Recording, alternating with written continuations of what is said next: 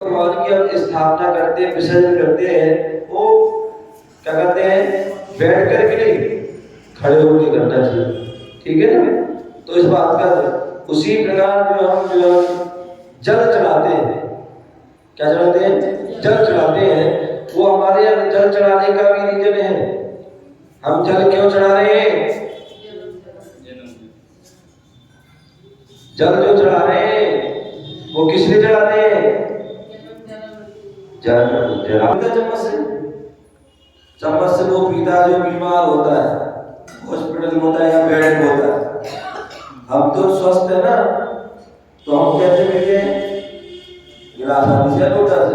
तो उसी प्रकार से जो हम भगवान को जल चढ़ा रहे हैं, तो कैसे चढ़ाना है? अम्मा जी, चम्मच से नहीं चढ़ाना है, समझ ना, कलश से। और कलश से भी कैसे? 3 धारा देती हो। कितनी धारा? 3। ध्यान रखिए, जैन धर्म की जितनी भी क्रिया है और वैष्णव धर्म की क्रिया है, अंतर है।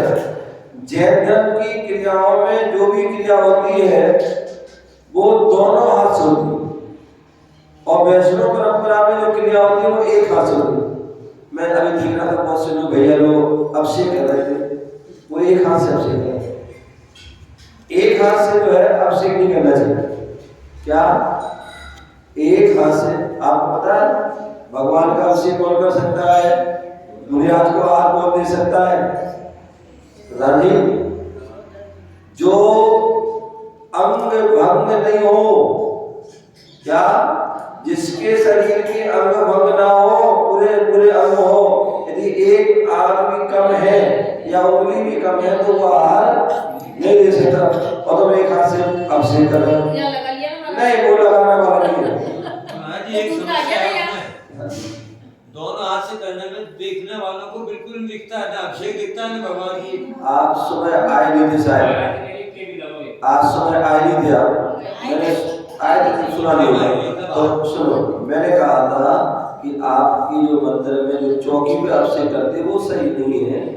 आप एक लंबी संदली होती है, जैसे होती ना, एक स्टील की है, वैसे लकड़ी आदि की होती है, तो संदली पे लगा लीजिए और एक तरफ अभिषेक करने खड़े हो जाओ और एक तरफ देखने वाले हो, आराम से सारी क्रिया होगी। ठीक है ना? आप उसमें कर लेते हो तो वो क्या होता है, जो है वो बीच में वो है ना, वेदी है, तो उसमें खड़े होकर आगे आना पड़ता है कुछ, तो इसलिए वो सिस्टम बिगड़ जाता है। तो एक संधि अपनी रखवाओ और उसमें एक तरफ होकर अभिषेक करो, एक तरफ करके देखो, तो व्यवस्था बन जाएगी। ठीक है ना? तो कहने का तात्पर्य दोनों हाथ से जो है अभिषेक होना चाहिए, एक विनय आदि का भी प्रतीक है। उसको मैं बता रहा था कि जो जल चढ़ाते हैं, तो जल हमें चढ़ाना है, कैसे चढ़ाना है? दोनों हाथ से लोटे आदि में पकड़ करके 3 धारा देते हुए जल चढ़ाना। ठीक है ना?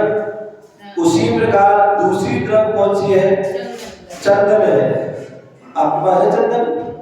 कहाँ है? किसके पास? दिखाओ। नहीं, चंदन नहीं है आपके पास? है, दिखाओ क्या है, दिखाओ क्या है, ये खाओ तो पास में लाओ।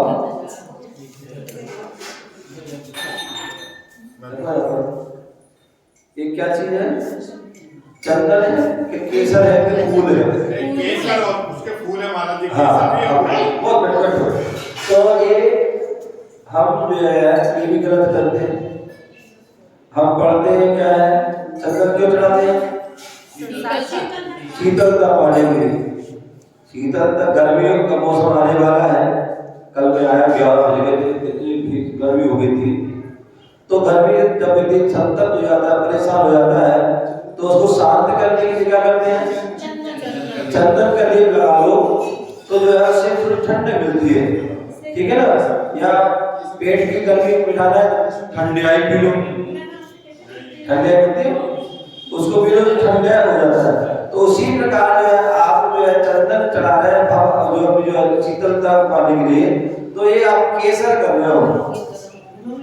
केसर जो है गर्म होती है, तो ये केसर गर्म होती है। ठीक है ना?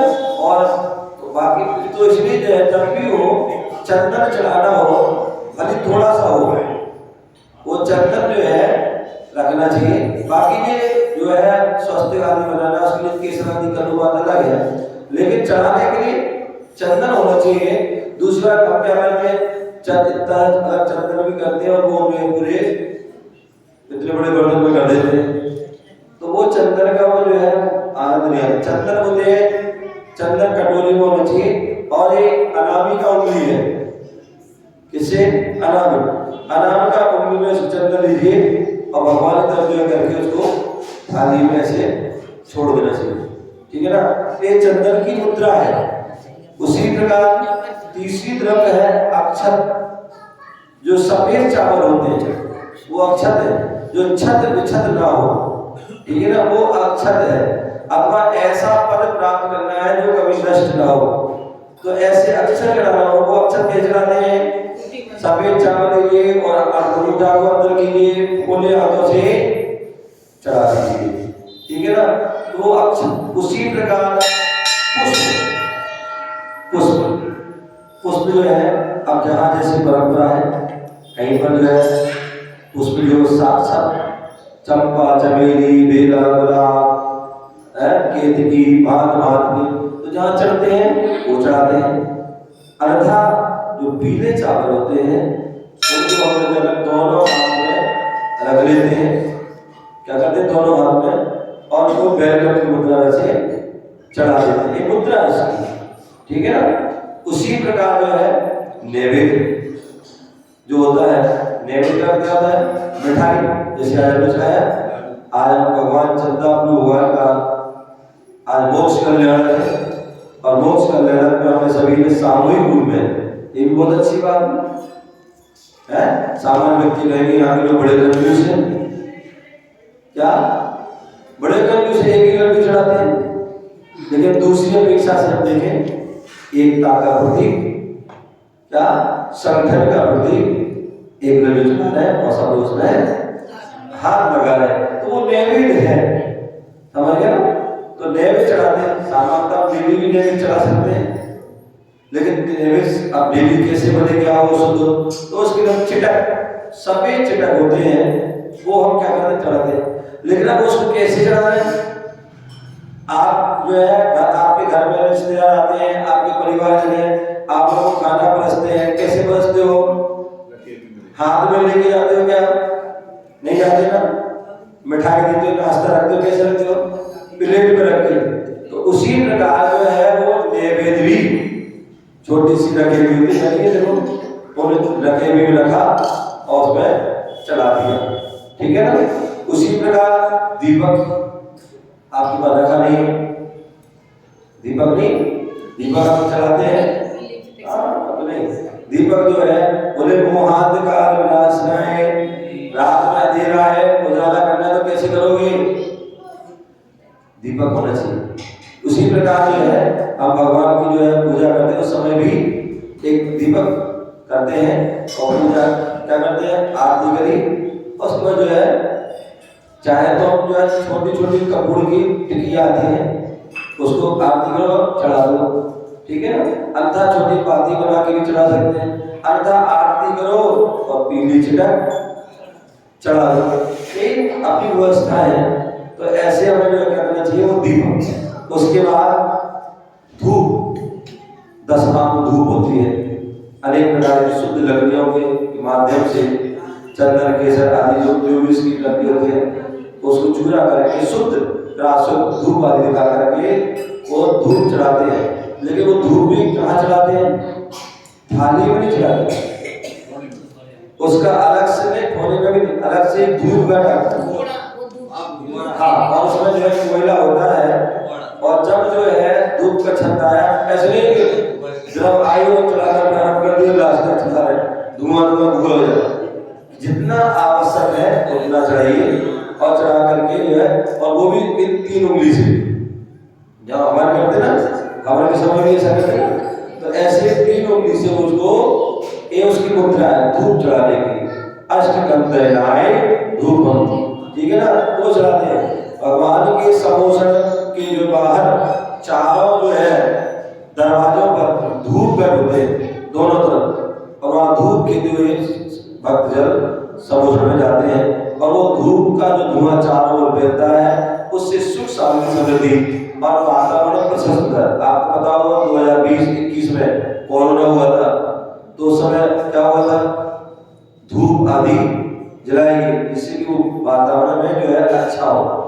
इस प्रकार से वह उसके बाद फल चढ़ाते हैं।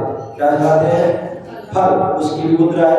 वो फल को भी हम जो है बादाम आदि लेते हैं, बादाम ली, और बादाम में जो मोटा हिस्सा है वो भगवान की तरफ करते हैं, जो उसकी चोंच है वो अपनी तरफ करते हैं, और उसको दोनों हाथ से क्या करते हैं? बादाम मोक्ष फल प्राप्त है अनंत प्राप्ति स्वा, ऐसे में करके वह चढ़ाते हैं।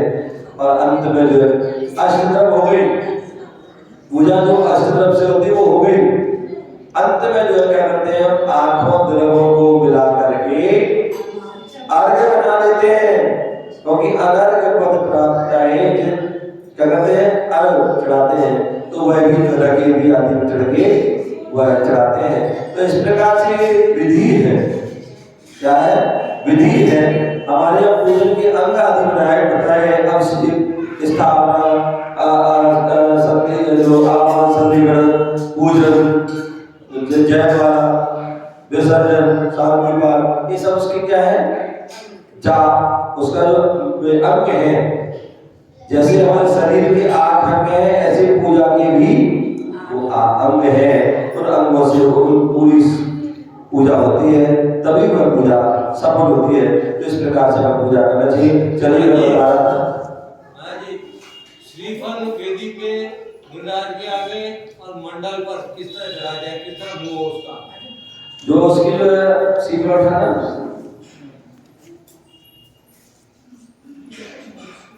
ये जो है श्रीफल, तो वो भी होता है ना ऊपर मोटा हिस्सा, ये चोंच, ये पेड़ से टूटने वाला हिस्सा। पेड़ टूटने वाला ये है,